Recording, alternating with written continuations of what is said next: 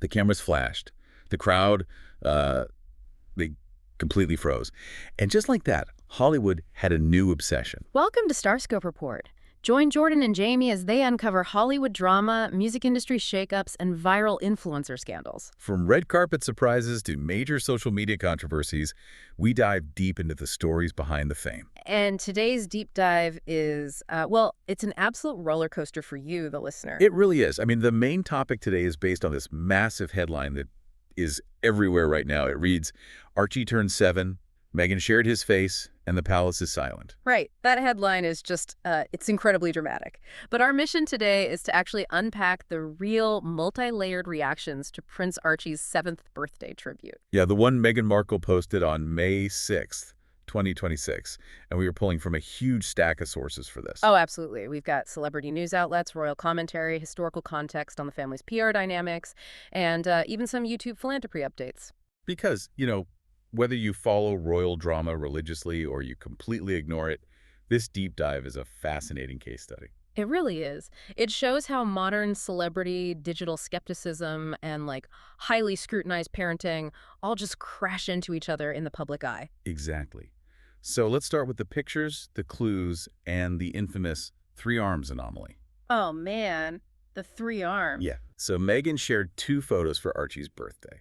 The first was this sweet throwback of newborn Archie. Right, fast asleep on Prince Harry's chest under a blanket, which is where that headline comes from because she technically did share his newborn face. Yes, but the internet sleuths, they didn't even care about the baby. No, of course not. They instantly started zooming in on the background of the room like it was some kind of crime scene. Wait, really? What were they looking for? Well, this was taken back at Frogmore Cottage, and viewers immediately spotted a portrait of Princess Diana on a dresser. Okay, that makes sense. Yeah, and they noticed a fiddle-leaf fig plant in the corner, which supposedly they also have in their Montecito home now.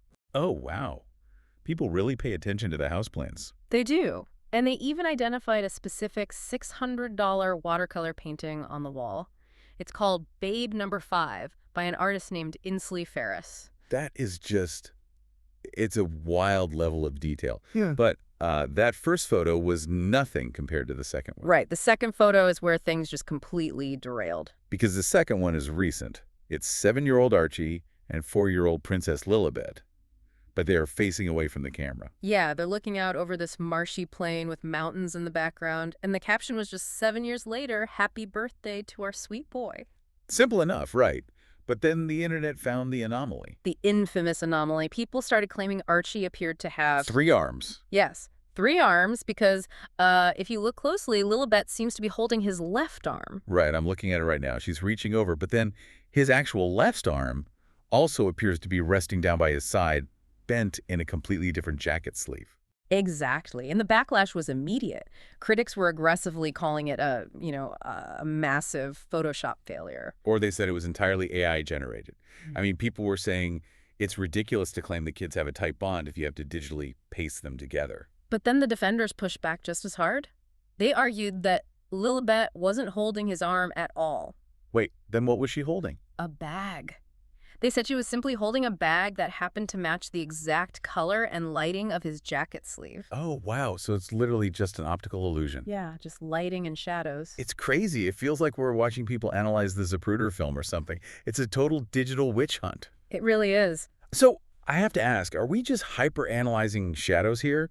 Or does this rapid leap to it's AI fake news say something bigger about the public's baseline trust in the Sussexes? Well, it definitely connects to a recent pattern of distrust.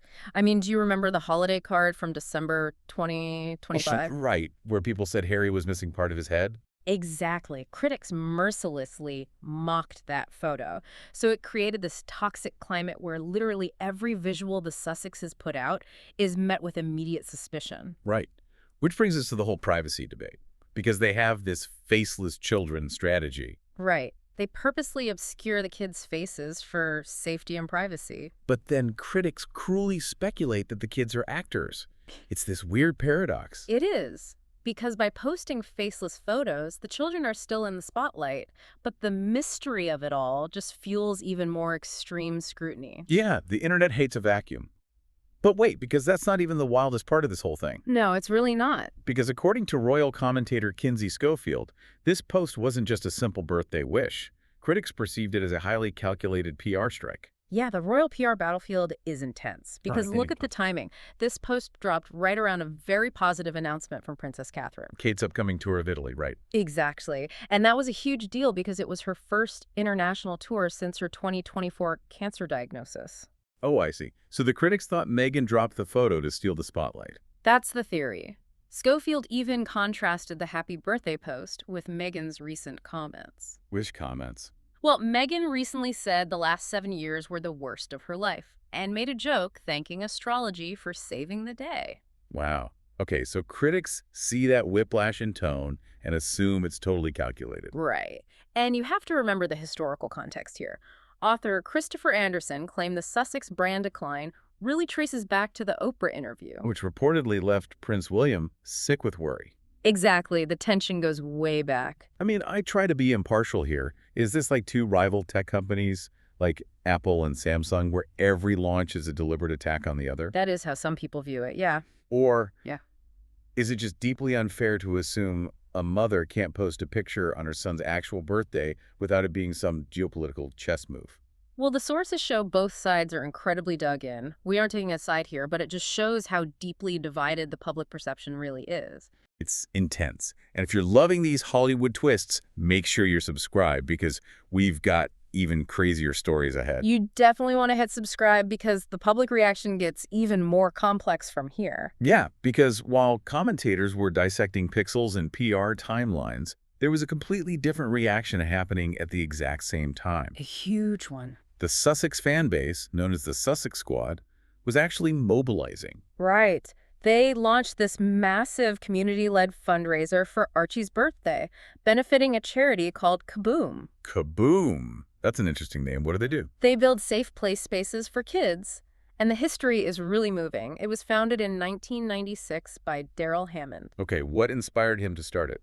Well, it was after a tragedy, actually. 2 young children tragically froze to death while playing in an abandoned car. Oh my God, that is awful. Yeah, they didn't have anywhere safe to play. So KABOOM steps in to fix that. Since then, they've built over 17,000 playgrounds. Wow, 17,000. Yep, serving 11 million kids in underinvested communities. And this specific 2026 campaign focused heavily on children's mental health through play. Which is such a critical need right now, especially post-pandemic. Mm. And the Sussex Squad has a long history of doing this, don't they? Oh, definitely. They've raised about $1.2 million since Meghan was pregnant with Archie. That's incredible. Yeah, funding charities like CamFed and World Central Kitchen. And it actually mirrors Philanthropy's own moves, right? Yeah. Because they recently granted $1.9 million to 24 youth-led organizations. Exactly. The alignment is very clear. You know, it is just so fascinating to me. The public is literally at war over a so-called third arm. Right, fighting over shadows. Yeah. And simultaneously, this massive real-world philanthropic impact is happening completely under the radar. It really highlights the disconnect between internet gossip and tangible community action. It does. And later in the episode, we'll talk about the shocking twist nobody saw coming regarding Harry's actual motives. Oh, yes. Let's get right into that because there is a deeper why to all of this. Right. We have to look at the upgrade Prince Harry's evolving parenting philosophy. Because it seamlessly connects this charity focus on youth mental health directly to how Harry is raising Archie and Lilibet. Exactly. So back in April 2026, Prince Harry appeared at a Movember event in Australia. Movember, the men's health charity. Yeah. And he shared his views on modern fatherhood. He made this statement that went everywhere. He said, "Our kids are our upgrade.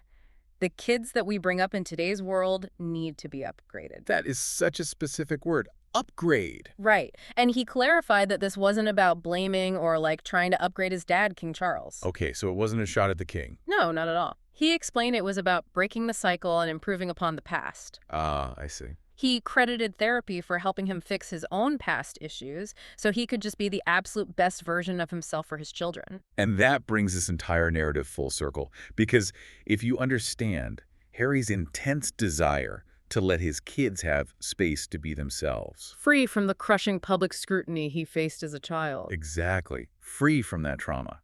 It perfectly explains the faceless photos we talked about in segment 1. It completely reframes it. It does. Yeah. When you view that three-arms photo, not as some sneaky PR stunt, but as a fiercely protective father trying to give his son a normal childhood away from the cameras, the whole narrative shifts. It really makes you rethink the entire situation. It does.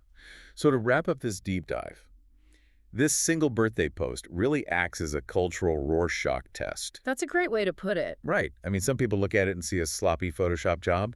Others see a highly calculated PR weapon against the royal family. While others see a catalyst for a $1 million charity campaign. And at the very core, maybe it's just a father protecting his son's peace. Definitely. But I want to leave you, the listener, with a final lingering question to mull over. Let's hear it. If the ultimate goal of the Sussexes is to protect their children's privacy by obscuring their faces, does sharing these cryptic, faceless glimpses paradoxically invite more intense, microscopic scrutiny than if they simply shared a normal family photo? Oh, wow. That is the ultimate catch-22. Right. Is it even possible to be half in and half out of the public eye when you're a royal? That is something to seriously think about. Absolutely. You've been listening to Starscope Report, where Jordan and Jamie uncover the stories shaping Hollywood, music, and pop culture. Thanks for tuning in, and don't forget to subscribe for more stories that keep the stars shining.